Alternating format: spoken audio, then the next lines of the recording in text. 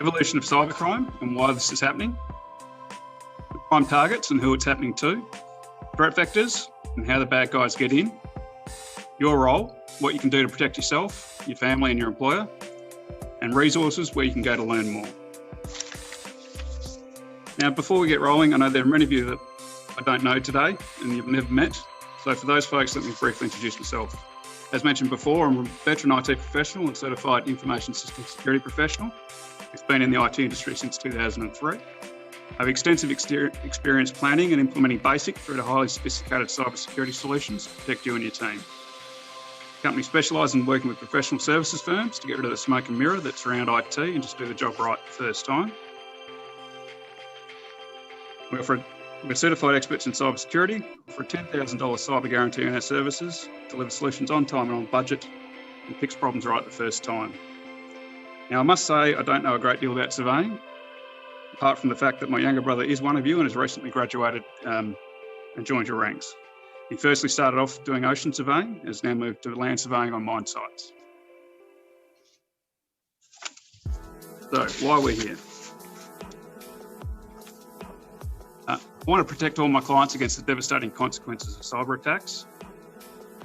And about 8 years ago, I fell victim to reusing the same password everywhere, and a website was hacked and this password was then exposed. And since then, I've wanted to bring a security focus to all the owners and teams of all businesses so they can avoid getting breached. Now, I want you to know you can take notes from today's training as I go through it, and we'll be following up today's training with links to free resources and best tips and tricks that I'm going to cover today. As you participate in the training, I want to ask you a favour. At the end of today's session, I have a quick 3-question survey. It'll only take you 2 to 3 minutes to complete the survey, and that information is helpful to me to make sure what I'm teaching to you is helpful and to further my mission to protect everyone from cyber criminals and hackers. Those questions: what is the most important or valuable thing that you've learned today? Was there anything I didn't cover or go deep enough on that you'd like more information on? And who do you know that can use this type of training? So, a quick overview from the proliferation of cybercrime. This is a business. The cybercrime rings are very sophisticated, very well funded and are well organised. And unlike other businesses, they don't have to follow the rules. Changes in crime are initiated with online payment systems. Bad guys no longer have to worry about being caught. The entire network of the darknet or dark web was developed by the US government during wartime years ago. This was then penetrated by the bad guys and serves as an invisible freeway that most of us will never experience. The movie Silk Road is fantastic and tells the story of why the darknet exploded with crime with the success of the first Amazon for body parts. It's its own entire ecosystem, including illicit job recruitment.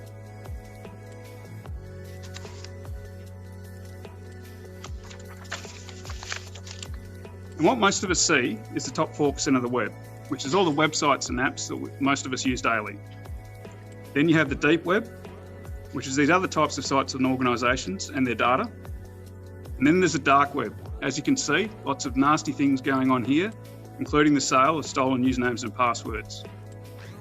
As you can see here in this particular example, it took Russian hackers 19 minutes to break in from obtaining stolen usernames and passwords off the dark web. What is it? It's an area of the internet that requires special software to get access to. Unfortunately, it's not that special and anyone can really download the software if they wanted to. It's hidden from normal view and you won't find any of those sites listed on Google.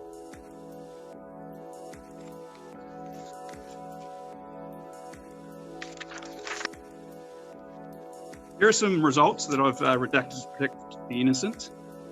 This particular organisation has quite a number of records, and this is concerning because there was plain text passwords which were discovered along with an email address. Based on human behaviour, this password is more than likely the same or similar to a password they've used previously and could well be the same as their current email or computer password. Then there's online tools which are publicly available to decrypt other passwords not listed there in plain text. And finally, there was personally identifiable information that was discovered, which can be used to steal someone's identity or to launch highly targeted hacking campaigns to get to a certain person in your company. And this is a thriving and growing business. Not just a few guys in the garage hanging out. Anything you might need to steal data and rob people can be purchased. You can now buy credit card details and a number of other programs and devices to allow you to set up your own crime ring. It's a thriving business. And there are businesses online who sell hacking tools, software complete with help desk and customer support that guarantee if their software doesn't allow you to get into at least X number of businesses and PCs, then you can get your money back.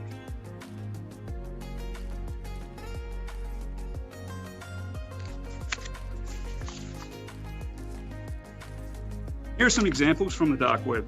The card on the left is a snapshot of a Russian dark web site that sold bank and credit card information. As you can see, the more items you add to the higher the dollars in the cart go. On the right side of this image, on the left, is where you see the European kronas adding up. On the checkout, as you add the CVV number and associated address with the credit card.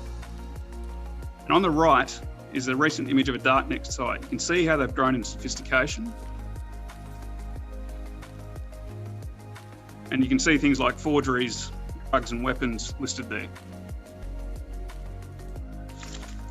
And this is why they do it. You can see the pay scale items here on the right-hand side.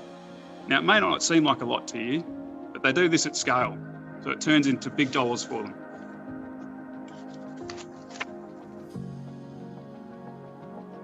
What you're seeing here is an actual job ad to attract hackers. Notice the try before you buy, competitive salary, breakout of payment share. It's the underground version of Indeed or Seek. What you'll notice is that the organisational structure of these are similar to corporations and companies. And here's what it looks like. The picture's been taken from an RSA presentation, and it represents the structure of organised crime. You'll notice how similar it looks to a modern business organisational chart. You have the following roles which you'd see in a business. The technical manager, which is the equivalent of a CIO or Chief Information Officer. Money Operation Manager, equivalent of a Chief Financial Officer or CFO. Your Operation Manager, equivalent of the Chief Operating Officer or COO or / General Manager. You've got your Kingpin, equivalent of your CEO, Chief Executive Officer. It's surprising to see this in an organised crime syndicate. Organised indeed.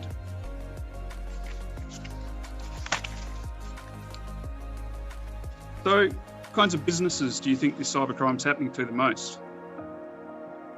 Small, medium and large, and I've just given away the answer there. So why are small businesses prime targets? Let's look at some of the more obvious reasons. So your budget.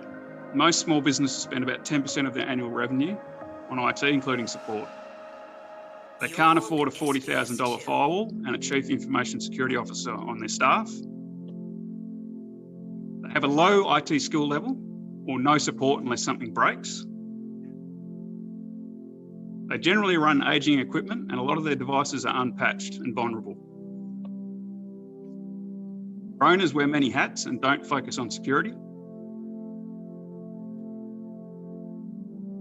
Small businesses don't believe it will happen to them. They also believe that their data is not valuable. And they're far behind enterprise in educating their employees.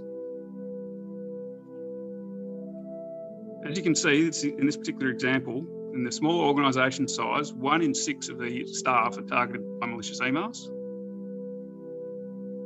This is in an enterprise size organisation, 1 in 11.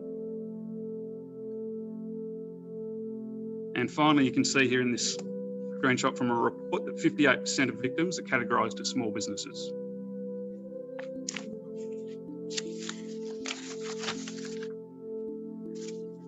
So why are they going after you? What they're looking to obtain could include client or customer contact information,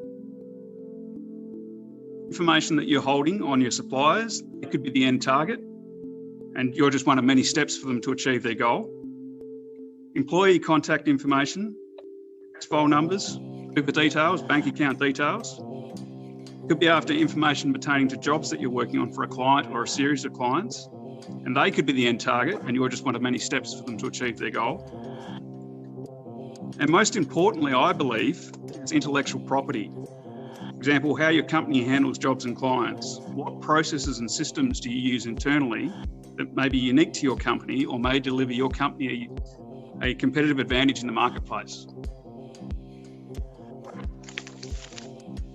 What if your clients found out how casual you were about keeping their personal information safe? Do you think they'd shrug it off? More importantly, would you if the shoe was on the other foot?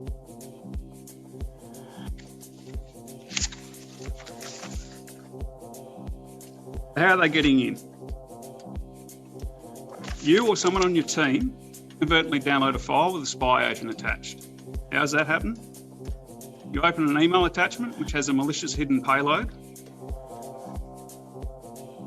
Visit an infected website via a link from an email or just via normal web browsing or ads. Or you end up going to a fake login page via a link in an email and entering your username and password. The spy agent then sits dormant on your computer or Mac, undetected by whatever security tools you might have running on the machine. And this is what's known as a zero-day infection. Thank you very much.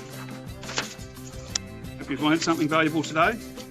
You guys are great.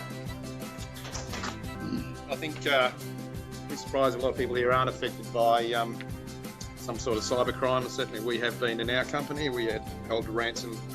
All the DWG files were blocked, and we found out that actually hacked through something very simple that we'd had a surveyor come back and taken off the system.